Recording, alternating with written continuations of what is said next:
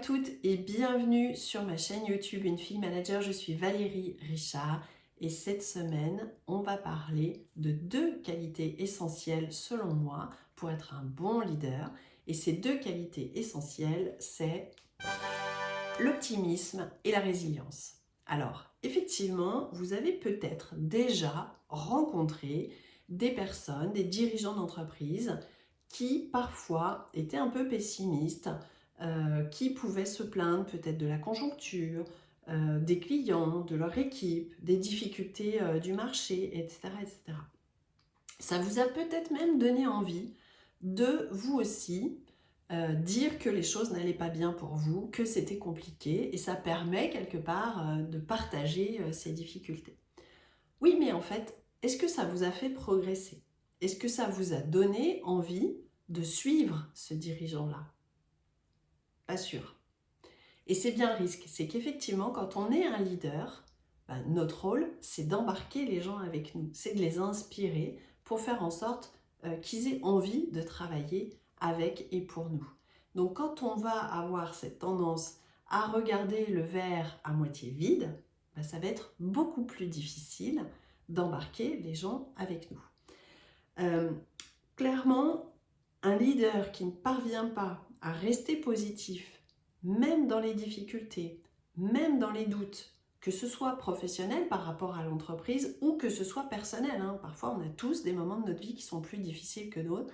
Et un leader, il se doit aussi, même si c'est un être humain, de laisser en partie ses difficultés de côté au moment où il est dans les interactions avec ses clients, avec son équipe, de façon à pouvoir mener, encore une fois, son équipe vers de meilleurs résultats et faire en sorte que tout se passe au mieux. Mais ce n'est pas toujours facile.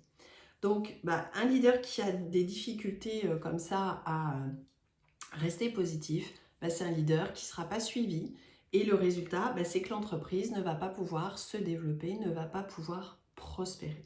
Donc, si tu es ici, c'est que tu es une leader et que tu as envie de développer ton équipe, de te développer toi-même et aussi de développer la croissance de ton entreprise. Et du coup, ça tombe bien, je vais t'expliquer finalement ce que je constate et ce qui me paraît hyper important et pourquoi c'est important de rester à la fois optimiste et résilient. Alors, naturellement, je dirais que je suis plutôt quelqu'un d'optimiste. C'est ma nature, j'ai cette chance-là. Ça me donne l'occasion de pouvoir chercher des solutions quand je suis face à un problème, à une difficulté. Il peut y avoir un petit passage à vide, il peut y avoir un petit moment de doute, d'inquiétude, mais assez vite, j'enclenche une réflexion pour me dire, tiens, qu'est-ce que je vais pouvoir mettre en œuvre? Quelles solutions on pourrait trouver? Et finalement, qu'est-ce que ça va m'apporter de plus? Je vais peut-être apprendre des trucs et ça va être génial. Clairement, c'est un peu le super pouvoir que je peux avoir. Et ça, c'est une réflexion un jour que mon fils m'a dit. Il me dit, maman, tu as toujours une solution quand j'ai un problème ou que j'ai une question. Donc ça m'a fait super plaisir. Mais au-delà de ça, je me suis rendu compte que c'était vrai aussi dans mon entreprise, avec mon équipe et dans mon rôle de leader. Et ça, c'est vraiment important parce que quand on est optimiste comme ça permet de garder l'esprit ouvert et de se dire face à une difficulté, c'est quoi les options? Alors que quand on est pessimiste, on est là en train de ronchonner, on est là en train de se dire que c'est vraiment trop dur, que c'est vraiment trop injuste et qu'on n'y arrivera pas. Donc notre réflexion est beaucoup plus limitée, on aura plus de difficultés à imaginer des solutions. Et donc forcément, si on a du mal à trouver des solutions, on ne peut pas emmener notre équipe et notre entreprise dans la bonne direction.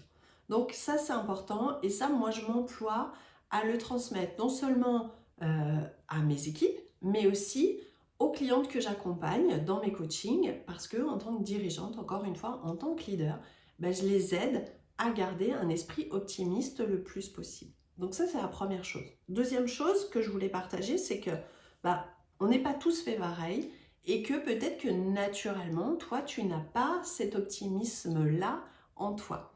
Et je dirais, c'est comme n'importe quelle compétence, c'est quelque chose qui s'apprend et qui se développe. Ça fait partie des soft skills, des compétences douces, des compétences de savoir-être.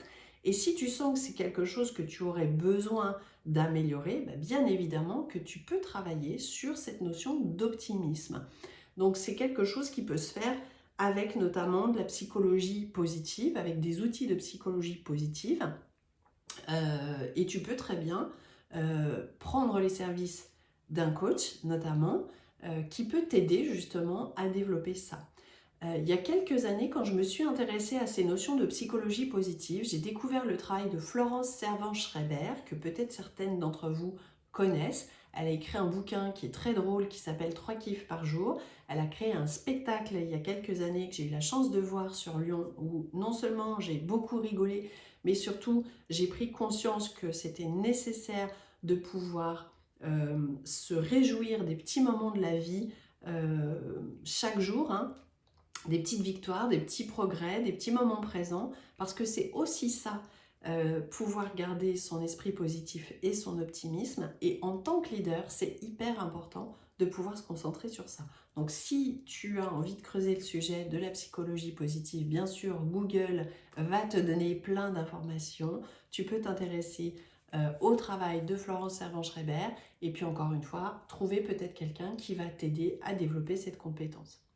Et puis, j'ai envie de dire, cette notion d'optimisme et donc la notion de résilience qui vient là, ça va t'aider à rebondir face à des situations d'échec. Alors clairement, personne n'aime échouer, c'est jamais agréable. Les difficultés, c'est souvent un coup que l'on prend un peu en pleine figure. Mais face encore une fois à un échec, soit on décide de rester en mode j'ai échoué, c'est foutu pour moi et j'y arriverai jamais. Et je savais bien que j'avais raison de penser que j'étais pas faite pour ça. Ou alors, on peut se dire, ok, ça va m'apprendre des choses, c'est galère pour l'instant, mais j'ai des possibilités de rebondir et de faire d'autres choses différemment après. Alors, je raccourcis bien évidemment volontairement le processus et on a certaines phases de réflexion et d'état émotionnel avant d'arriver à ça, mais ce que je veux te partager, c'est que en France, on n'est peut-être pas très bien équipé pour réagir à la notion même d'échec. Les anglo-saxons, eux, sont OK par rapport à ça. Pour eux, tu ne peux réussir que si tu as échoué plein de fois. Et moi, je trouve ça super intéressant parce qu'en France, à l'inverse, on veut éviter le plus possible l'échec. Et il se trouve que moi, je suis coach bénévole dans une association qui s'appelle 60 000 rebonds et qui vient en aide à des dirigeants après une liquidation judiciaire de leur entreprise. Donc un moment très difficile dans la vie d'un entrepreneur. Et ce sont des personnes qui ont besoin vraiment de se reconstruire pour repartir sur un nouveau projet professionnel, que ce soit à nouveau pour entreprendre ou que ce soit pour devenir salarié. Eh bien, ce que je constate, c'est que souvent, ces personnes-là, les plus résilientes, c'est-à-dire celles qui arrivent le plus à accepter cet échec, à regarder le cadeau caché qu'il y a derrière, les aspects positifs de cette situation, au plus ces personnes-là rebondissent rapidement et donc vont pouvoir relancer un projet, encore une fois, quel que soit le projet, hein, ça peut être d'être salarié ensuite d'une entreprise, peu importe, mais c'est de se relancer dans quelque chose qui va être moteur pour eux. Et donc, au plus la personne reste optimiste et résiliente, au plus vite elle arrive à faire face à l'échec. Donc toi aussi, dans ta vie professionnelle, peut-être même dans ta vie personnelle, des moments difficiles, des situations lourdes, des échecs, tu risques d'en vivre, eh bien ta capacité à rester optimiste et résilient va vraiment t'aider à passer le cap plus sereinement, en tout cas avec moins de difficultés, de violence et le plus rapidement possible. Donc c'est un véritable atout et j'espère en tout cas que ça va t'inspirer. Donc n'hésite pas à me dire en commentaire comment ça résonne pour toi. Est-ce que justement tu es naturellement plutôt doté d'une bonne dose d'optimisme, ou est-ce que c'est plutôt une compétence que tu sens que tu as besoin de développer? Moi je serais ravie d'échanger en message, par mail. Vous pouvez me retrouver aussi beaucoup sur Instagram en message privé si vous le souhaitez pour me dire un petit peu où vous en êtes par rapport à ça ou tout simplement en dessous de la vidéo, ça marche aussi.